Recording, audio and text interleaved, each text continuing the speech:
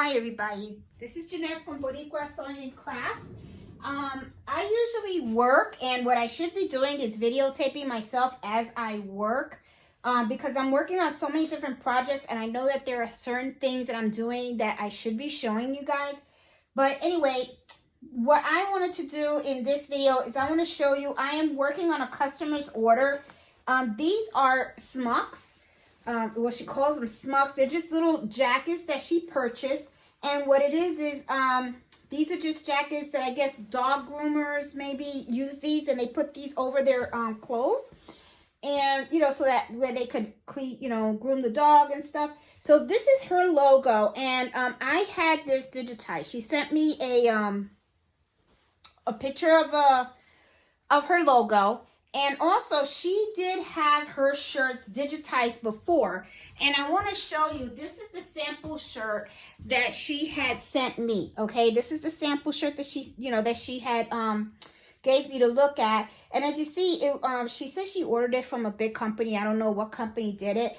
But it gave me the opportunity to take a look at how they embroidered the shirt. And I looked inside and I saw that they used cutaway stabilizer, which is exactly what I would have done. They only used one sheet. And when I look at it, I mean, it looks beautifully done. I do notice a little bit of puckering around. So one of the things that I did was I used 2 sheets when I tested it out. So I had someone digitize the logo for me. And what... after I received the digitized logo, one of the things that I did was I did a test out of the logo to see how it was going to come out. This is on regular fabric, and what I did was I used two sheets of cutaway stabilizer, and on this I used 40 weight thread and a 65/9 needle. I also put no-show stabilizer on here, no-show mesh stabilizer on here, and I ironed it on along with the 2 pieces of cutaway. Now, when I went ahead and I stitched this, I noticed that it came out really good. I was really happy with the way that it came out, and I'm going to try to put it a little closer to the camera so you can see. Absolutely no puckering at all. It looks like a really good finished product. I really liked it a lot. So, I told her, yeah, go ahead. I'm going to create the logo, oh, hold on, sorry.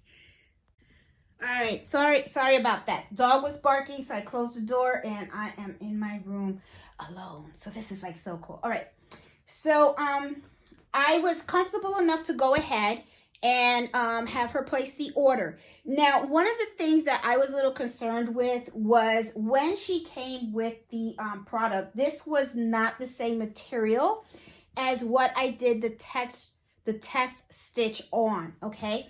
So I was a little concerned about it. This is 100% polyester, and as you can see, it's very, very slippery, and it's also extremely thin. So that was very concerning to me. So as soon as she had dropped this off, I kind of hunt her down because I wanted to have the conversation with her to let her know up front that my test was not done in the same type of material that she purchased these smocks on. So I just wanted her to let her know that up front, and I wasn't sure how it was going to come out. So, but I told her I'll give it a shot. She was really understanding. She said, just do 1. Let's see how it goes. Well, I have to tell you, I've already done 3. I'm on my 4th. And as you can see, they are stitching out beautifully.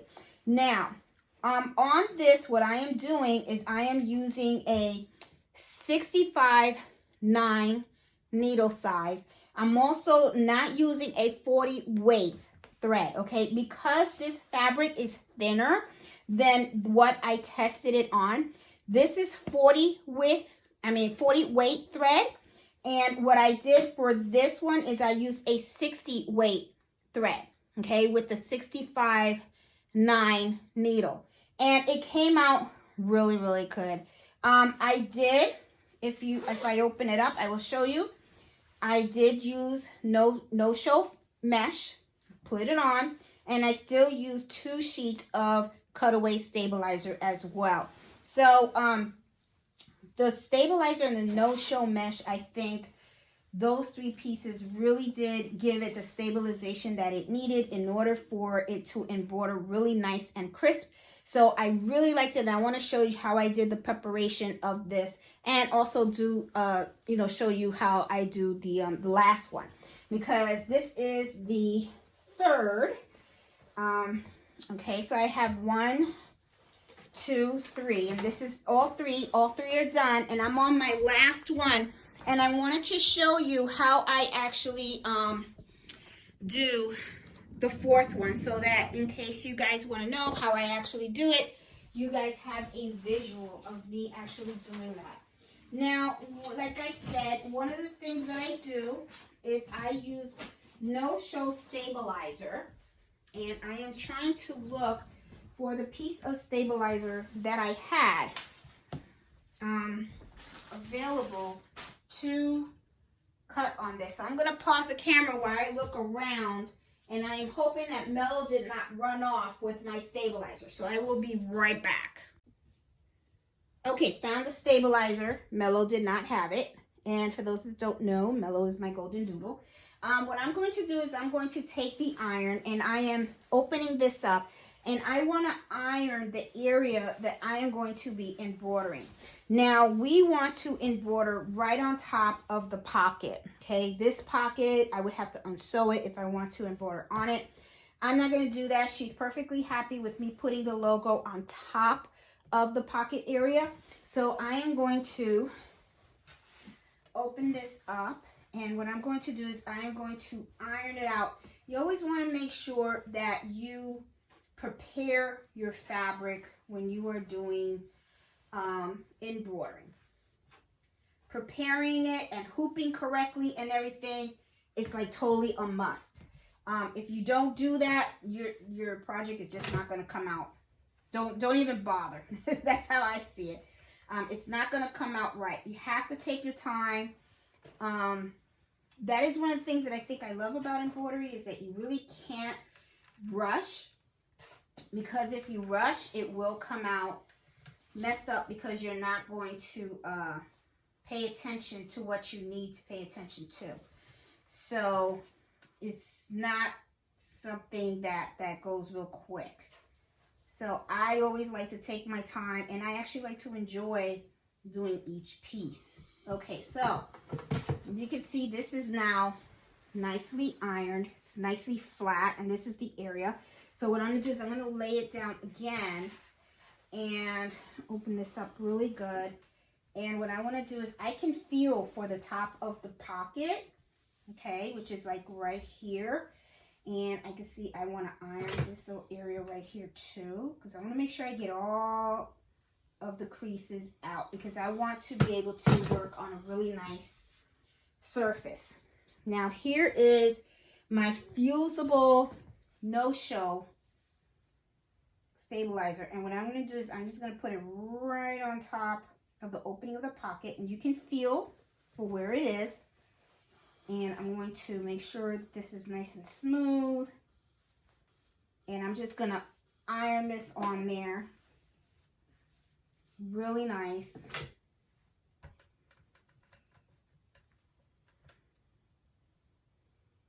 Okay. Making sure that you use enough stabilizer when you are embroidering is a must.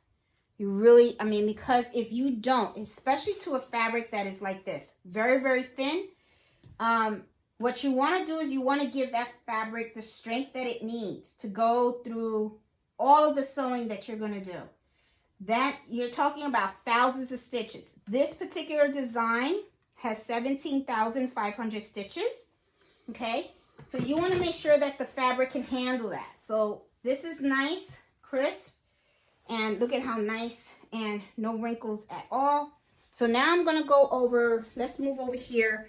This is my hooping station. So what I'm going to do is I'm using Brother cutaway stabilizer 8x8. I'm going to use, and I'm using 2 sheets not one. And put my hoop in here. Let's just put this on here. Prepare this for the hooping. 2 sheets. Now this I'm going to zip back up, shut. I want to make sure you guys can see what I'm doing. Let's move this. I'm going to move you guys right around here so you guys can see. All right. Now what I'm going to do is I'm going to hoop this up in here. And I'm going to feel for the top of the pocket. Okay.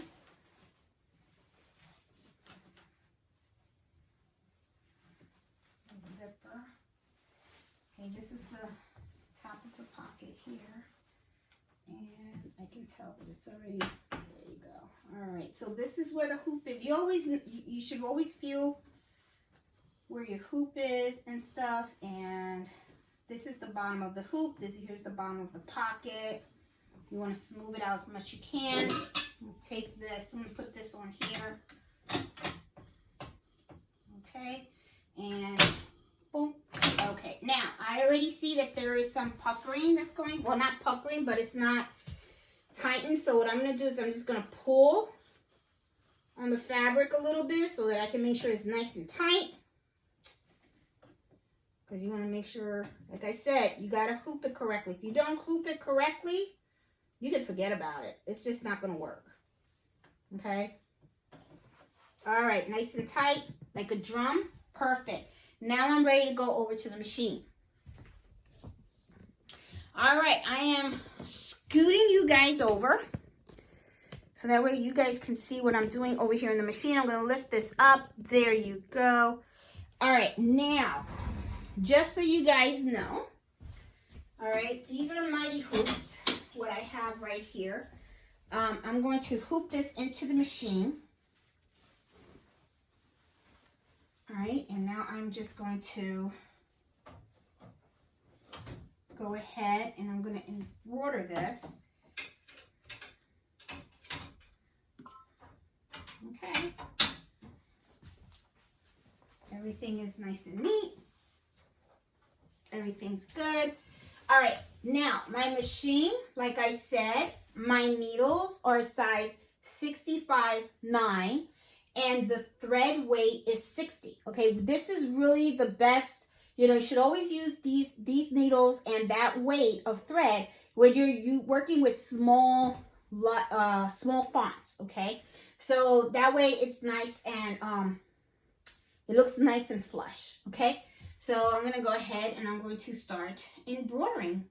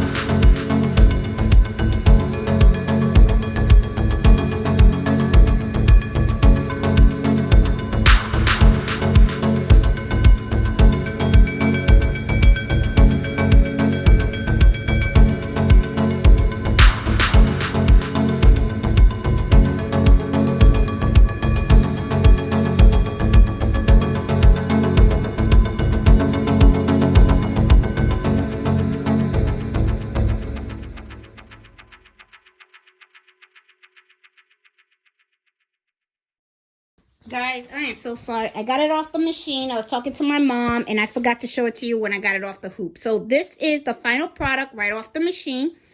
As you can see, I just got a couple of snags in here, which I am going to, let me cut it out while I have you here.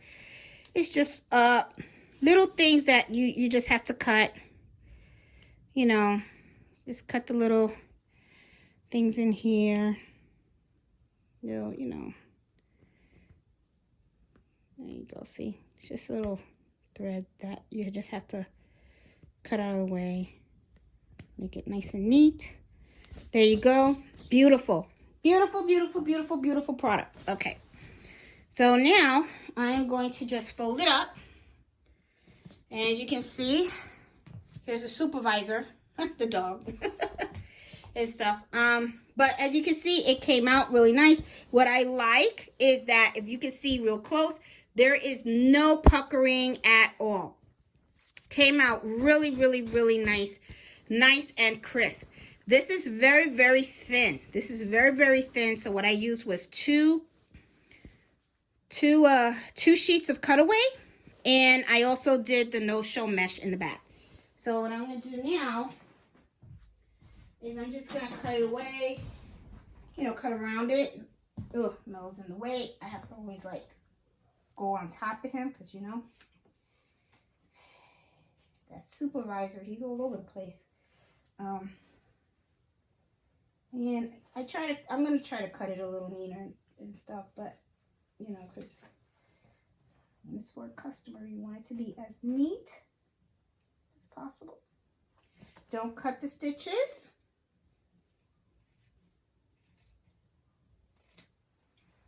Yep, you want to be as neat as possible. And I'm cutting. And here we go.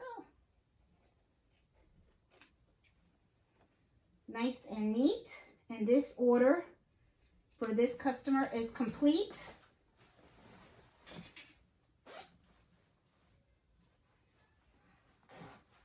Oh, I think Fred's singing downstairs. He likes to sing sometimes.